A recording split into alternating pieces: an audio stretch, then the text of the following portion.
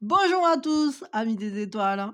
Le 23 mars 2023, Pluton entre dans le signe du Verseau.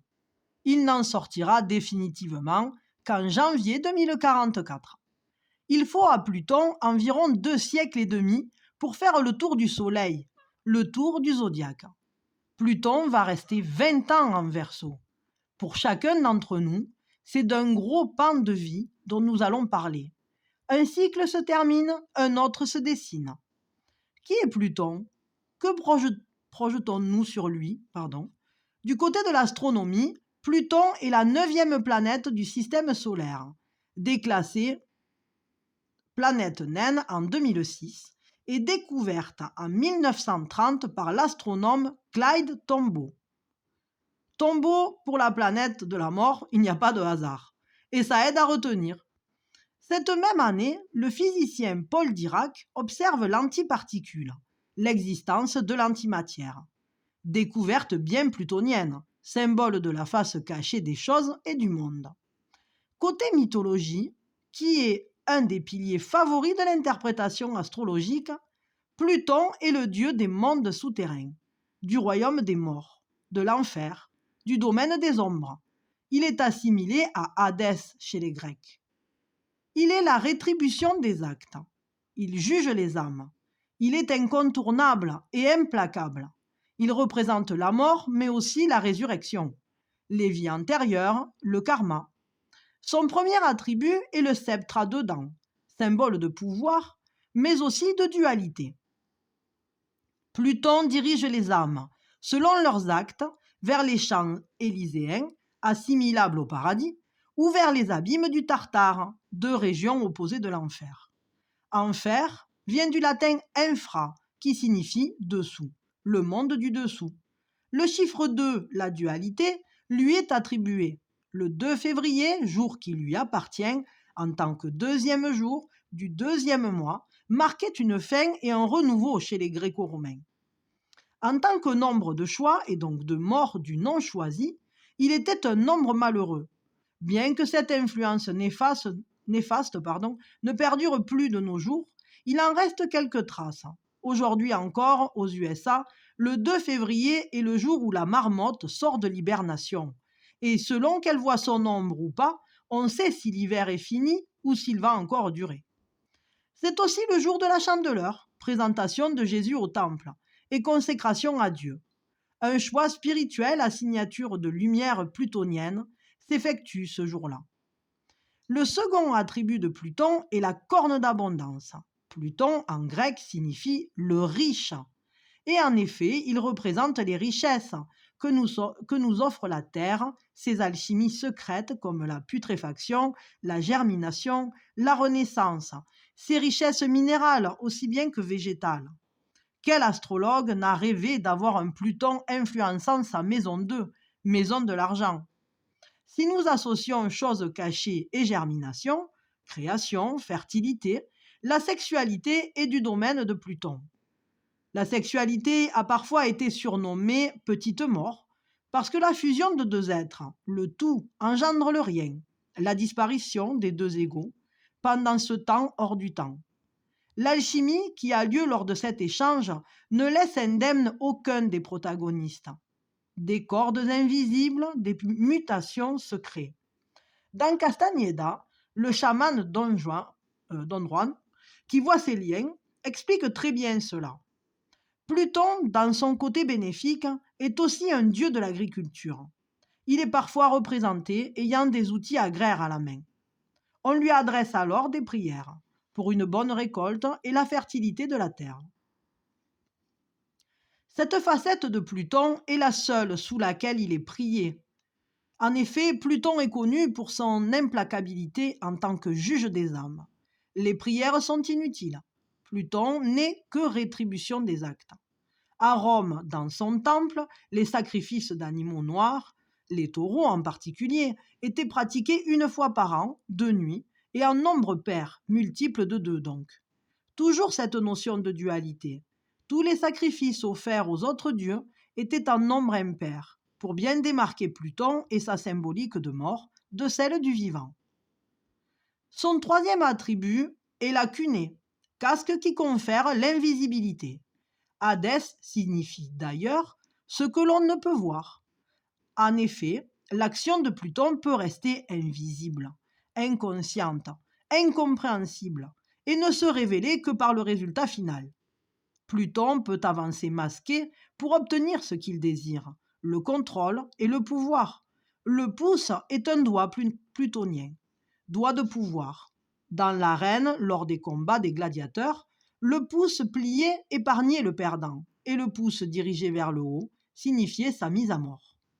Pour faire régner son pouvoir, Pluton peut être tyran, dominateur, violent, cruel, manipulateur. Il ourdit ses plans dans l'ombre. Le pouvoir de la magie est également son domaine. Pluton possède un quatrième attribut, un char tiré par 4 chevaux noirs, plus rapide que l'éclair, que la lumière, donc capable de voyager à travers l'espace-temps, de changer de plan. Caché, invisible, il peut être partout à la fois. Mais Pluton, c'est aussi la passion amoureuse. Il est amoureux de Proserpine, Perséphone chez les Grecs, qui l'enlève et qui devient sa femme. Sa résidence principale est l'Élysée, où il demeure avec elle la moitié de l'année. La vidéo serait trop longue si je vous contais ici cet enlèvement, ses tribulations et son dénouement. Ce sera pour une prochaine fois. En tout cas, attention au pouvoir du grain de grenade. Un tout petit grain et nous voilà coincés à vivre dans les domaines plutoniens la moitié d'une vie. Pluton fait aussi partie de la triade des rois de notre monde, qu'il se partage avec ses frères, Zeus et Poséidon. Il sait se tenir en société. Il est aussi à l'aise dans les bas-fonds que chez les puissants.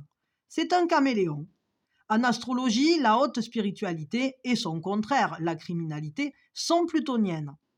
Les sièges de l'oubli sont le 5e de ces attributs. Ils font corps avec la roche de l'enfer. Cet oubli est en rapport avec la perte de mémoire qui accompagne le domaine de la mort et de la renaissance. Nouvelle vie, formatage de la mémoire. Le fleuve Lété, fleuve de l'oubli, se trouve en enfer. Sur l'arbre kabbalistique, astrologique, une des séphiras où se cache Pluton est Da'at. Da'at, séphira du pilier de l'équilibre, entre le soleil, Tiferet, et Neptune, Kéter. Da'at est la connaissance, le savoir. Ici se trouve la mémoire du monde, les annales akashiques.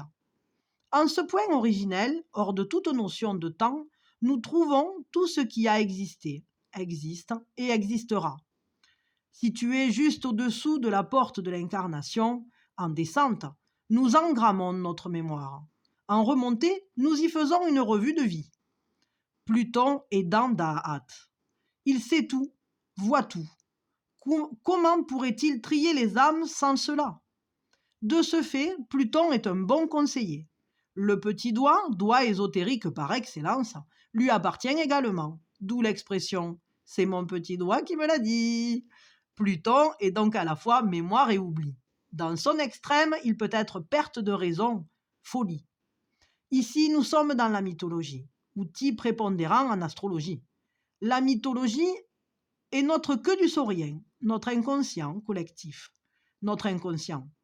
Pas besoin d'être érudit pour voir que ces dieux de la mythologie, comme Pluton, étaient primaires, guerriers, égoïstes, belliqueux, roublards, sans aucun frein d'empathie pour leurs victimes et leur peuple, que ce soit au niveau de leur sexualité et de leurs amours, ou des sacrifices qu'ils demandaient.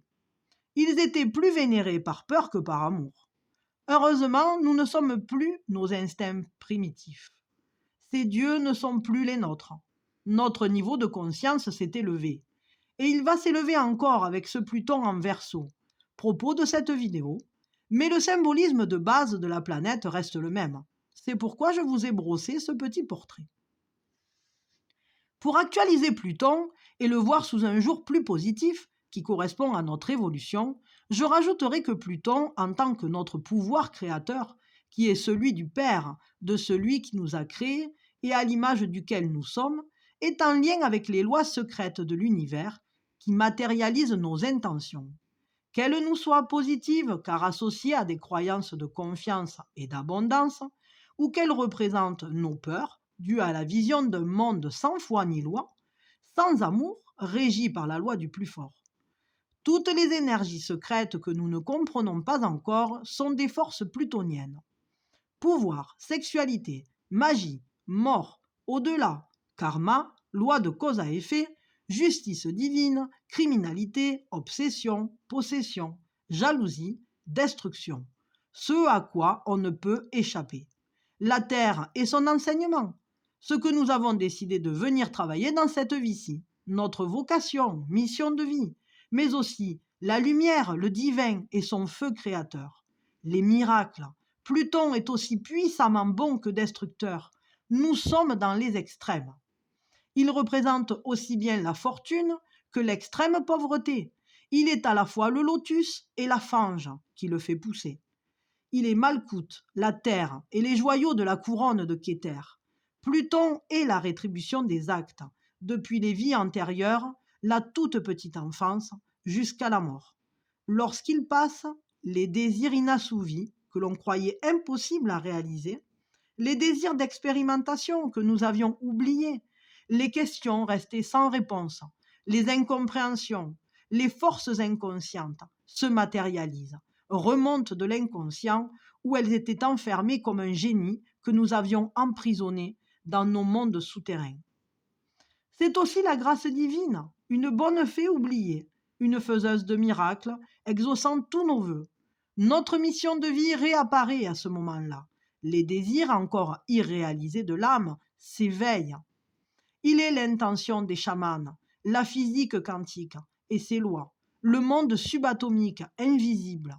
Évidemment, côté évolution, c'est là que nous sommes principalement confrontés au non-amour de nous-mêmes. Avec un transit plutonien, nous rencontrons la personne qui nous fait voir ce non-amour.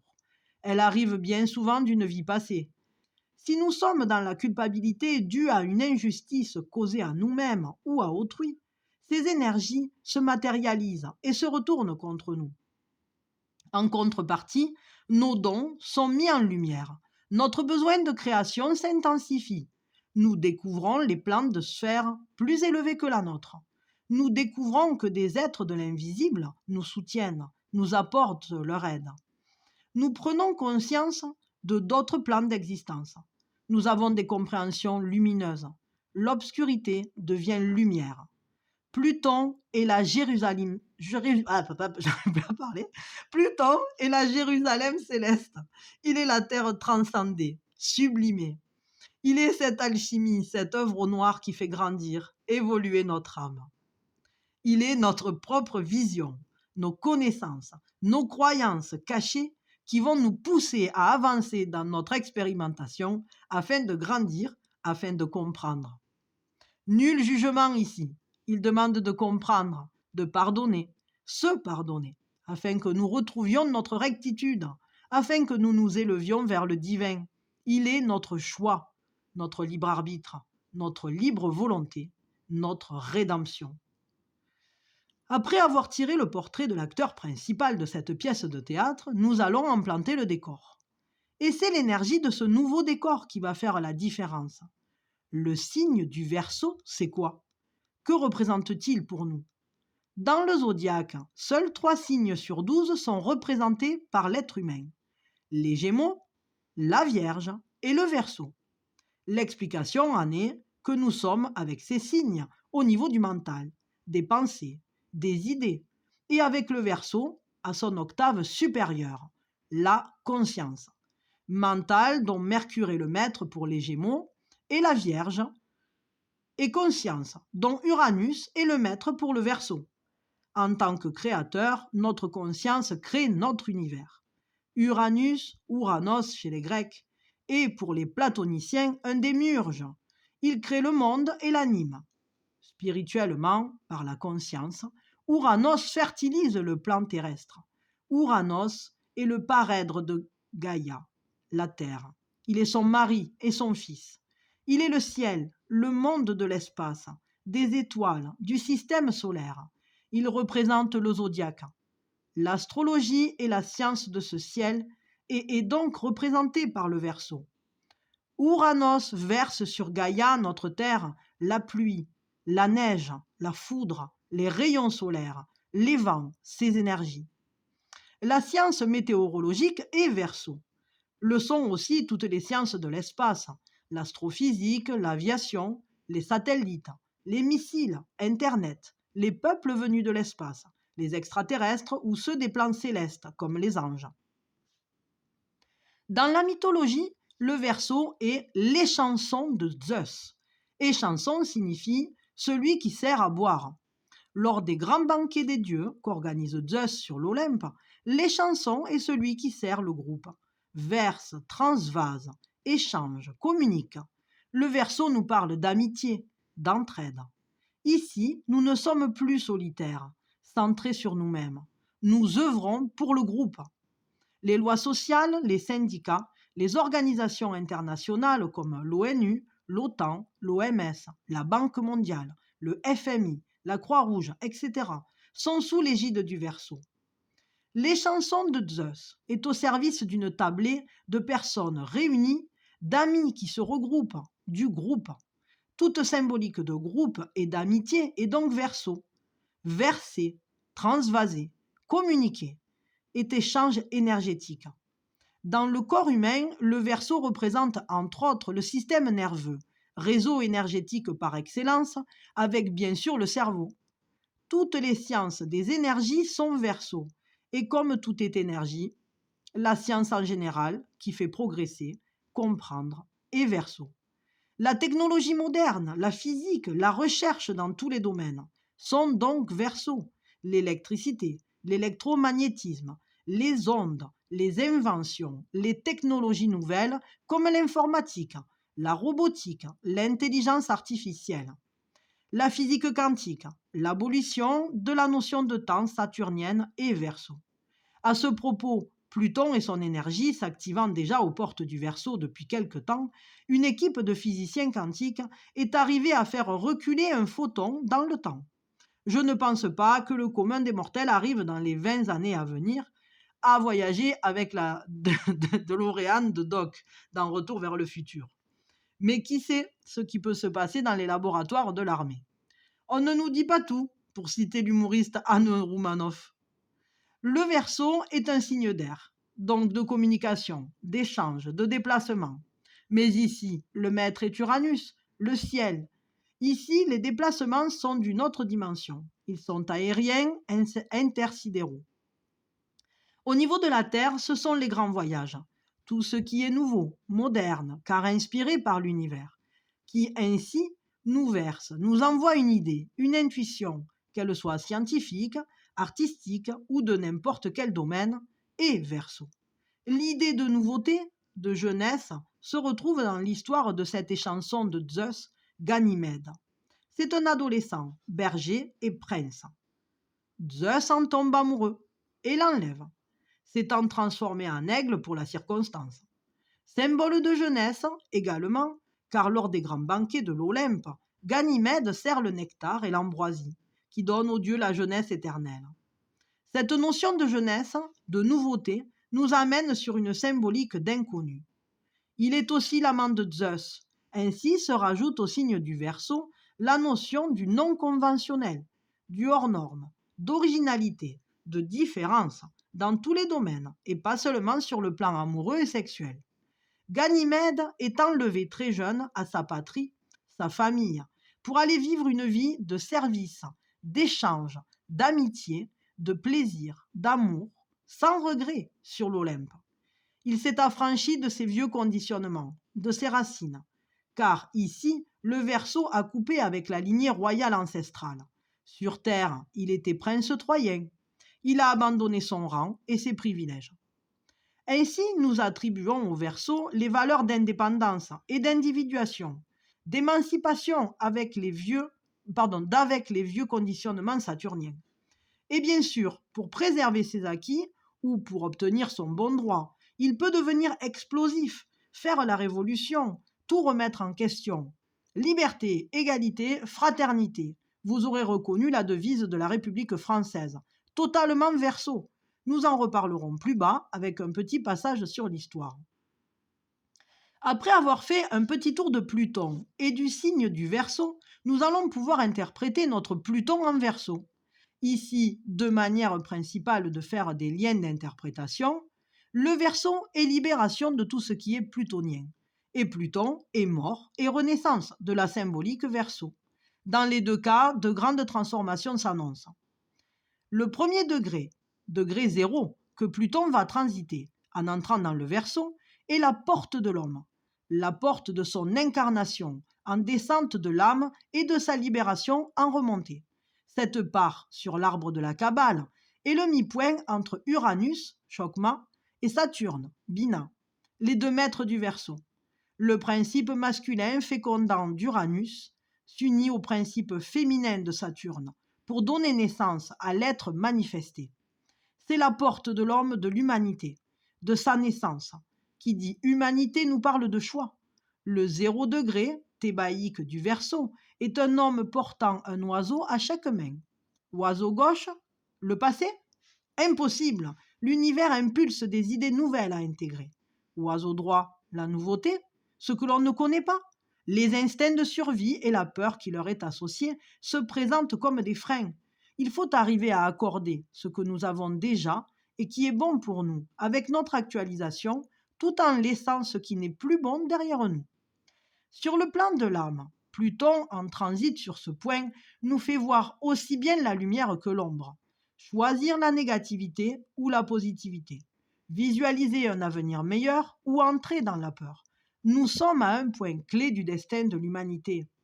Et chacun de nous participe de ce choix, par son choix personnel de voir le verre à moitié plein ou à moitié vide. Le Verseau est conscience uranienne et intelligence saturnienne, par la perception et la compréhension, c'est-à-dire ce que nous choisissons de voir dans une situation, brûlure ou lumière. Alors à quoi allons-nous donner naissance après ces temps des derniers degrés du Capricorne très chahutés? À noter que nous avons déjà commencé à ressentir les influences de Pluton en Verseau. Il n'y a pas de barrière bien délimitée pour l'énergie. Tous les événements actuels sont déjà les prémices de ce Pluton. Nous trouvons dans le Verseau toutes les qualités qui nous rendent humains. La fraternité, l'entraide. N'oublions pas qu'Uranus est sur le pilier de la miséricorde. Nous trouvons aussi dans le Verseau les défauts qui nous déshumanisent, comme le racisme, l'individualisme forcené, la colère, la violence, la psychopathie, les maladies mentales. Le Verseau va vouloir faire place nette des excès de pouvoir, de contrôle, des choses cachées. Pluton va donner plus de pouvoir au groupe, aux inventions, à la science, les transformer. Il va transformer tout ce qui possède une symbolique Verseau. Tout d'abord, la recherche va faire un formidable bond en avant dans tous les domaines au cours de ces 20 prochaines années. Uranus possède la rapidité de la foudre. Tout ira très vite, évoluera rapidement, même s'il y a un petit côté larvé dû à Pluton. En médecine, de quelles maladies allons-nous nous débarrasser? Les maladies dégénératives du cerveau. Parkinson, Alzheimer, rappelez-vous, l'oubli est de Pluton. Les problèmes de moelle épinière et les handicaps moteurs associés. La micropuce implantée dans le cerveau et reliée à l'ordinateur va se vulgariser. Grâce au progrès au niveau de la programmation ou déprogrammation des mémoires génétiques, de nombreuses maladies auto-immunes trouveront leur solution. Les mémoires génétiques étant plutoniennes, karmiques, puisque nous naissons avec. Le sida verra sa fin, maladie Pluton Verseau, par excellence, puisque se révélant au travers de la liberté sexuelle. Nous verrons enfin le bout de la maladie du cancer, qui est plutonienne. Le signe du cancer possède un lien particulier avec Pluton, car Pluton était dans ce signe lors de sa découverte. La représentation de la multitude cellulaire est cancer. C'est elle qui est touchée par une croissance anarchique. Avec la libération des sacrifices d'animaux faits à Pluton, en particulier fin des sacrifices des taureaux, vaches et aussi des autres animaux, la circulation du sang, symbolique Verseau, va se retrouver purifiée, n'étant plus encombrée de matière animale, et nous progresserons au niveau de la guérison des maladies cardiovasculaires. Ce faisant, c'est aussi notre belle planète qui va peu à peu se purifier. Il y aura un maillon pollueur de moins dans la chaîne alimentaire. Au lieu de manger la vache qui mange la céréale, nous mangerons nous-mêmes les céréales. On sait combien ces élevages intensifs sont polluants pour notre air et dévoreurs de nos réserves d'eau, en plus d'être cause d'une grande souffrance animale. Le monde animal va être considéré différemment avec des droits et du respect. Bien d'autres maladies trouveront leur solution. Les médecines parallèles feront un grand pas. Au niveau de la bioéthique, en plus d'un allongement de vie dû à toutes les avancées que nous venons de détailler, et aux recherches sur le rajeunissement, nous obtiendrons le droit à une fin de vie digne et apaisée, sans acharnement thérapeutique. Pluton est symbole de mort et le Verseau, liberté.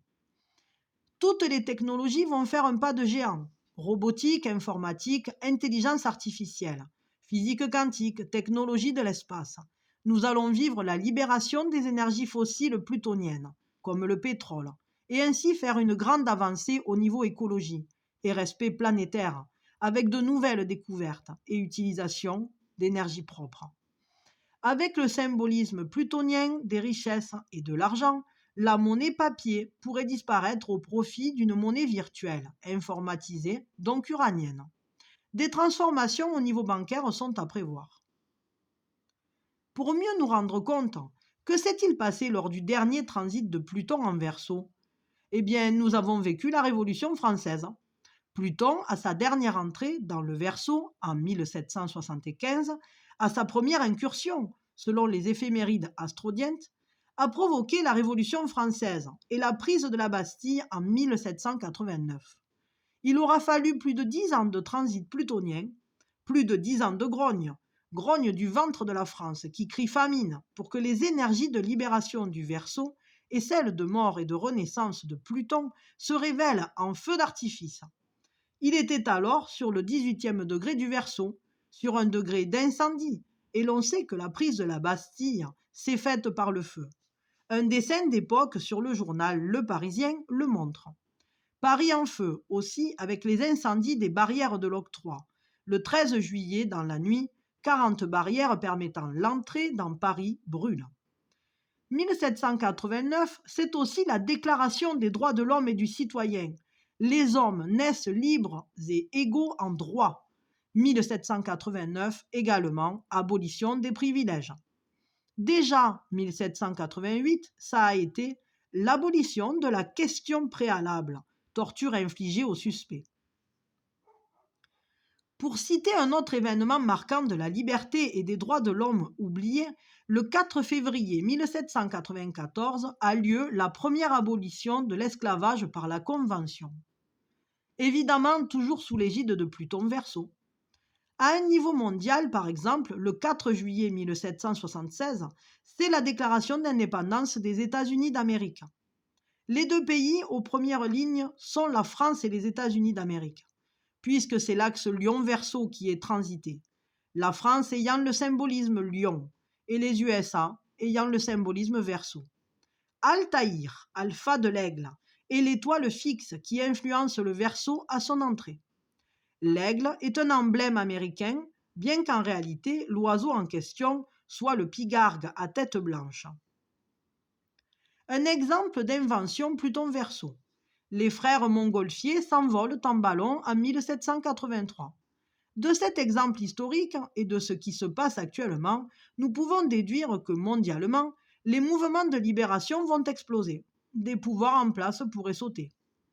Nous voyons que de grandes transformations s'annoncent, mais ces prédictions sont toutes réalisées avec ce que nous connaissons déjà et que nous faisons progresser. Or, l'attribut principal d'Uranus, maître du Verseau, est la nouveauté, l'invention, les surprises, ce que nous n'aurions pu imaginer, l'ingéniosité qui arrive du ciel, ce que nous n'aurions pu concevoir. Ainsi, même si nous avons entrouvert une porte, ça n'est qu'une goutte d'eau par rapport à ce que nous allons vivre. Dans l'optique la plus négative, le monde pourrait se diviser en deux clans, nombre de Pluton. Dans une optique positive, l'unité pourrait s'effectuer pour enfin lutter contre les vrais problèmes que sont la guerre, les problèmes climatiques, le réchauffement planétaire, l'alimentation en eau, les problèmes de migration de masse, la surpopulation, les maladies, la famine. Le ciel va dans le sens de l'unité, même s'il y a quelques barrières au départ, car l'ère promise heureuse de paix du Verseau approche à grands pas. Ce Pluton en Verseau en est l'éclaireur. Manilius, célèbre astronome du début de notre ère, dit que si l'aigle, l'étoile fixe Altaïr, enrôle son agressivité dans une cause juste, la dépravation guerrière se transforme en vertu, et elle réussit alors à achever les guerres. Sur le plan individuel, l'homme à la porte du Verseau, nourri d'inconscience plutonienne, est un peu comme l'enfant sacré du Tibet, pour ceux qui ont vu le film. Enfant ayant d'extraordinaires dons, mais qui, enfermé dans une cage dépérie, alimentée de riz et de sang. La cage est faite de vieilles racines, de vieux conditionnements, de son passé. Il va être libéré. Nous sommes cet enfant sacré, bourré de dons merveilleux, qui va enfin pouvoir exprimer ses dons, qui il est vraiment. Les éclairs de conscience ne vont pas manquer, ils ont déjà commencé. Nous allons être aidés. Notre vie personnelle va se transformer, quel que soit notre signe natal. Pluton en Verseau, c'est aussi et avant tout l'élévation de la conscience, l'ouverture au plan supérieur, le développement des connaissances des lois créatrices, des lois de l'esprit. Association de l'esprit, de la spiritualité et de la physique, développement de la métaphysique. Tout cela pour arriver à l'essentiel. Que chaque humain se connaisse, se reconnaisse et se vive de plus en plus. Sur l'arbre kabbalistique, Uranus est associé à la sagesse. Étrange pour une planète qui ne réfléchit pas, qui est éclair, foudre, conscience foudroyante, indépendance, individuation. C'est avec l'étymologie du mot sagesse que nous trouvons la clé de cette énigme. Sagesse vient de sapius, qui signifie qui a du goût pour nous, qui nous plaît. Et c'est là que le lien se fait. Ce qui nous individue et ce qui fait que nous sommes uniques, le goût. Comme dans le très beau film Le goût des autres ou dans l'expression chacun ses goûts. Chacun fait ce qui lui plaît. Allez, on vous remercie, on vous fait de gros bisous. Pensez à liker, partager, vous abonner. Et prenez soin de vous surtout pour les 20 ans à venir avec ce Pluton en Verseau. Bisous, bisous!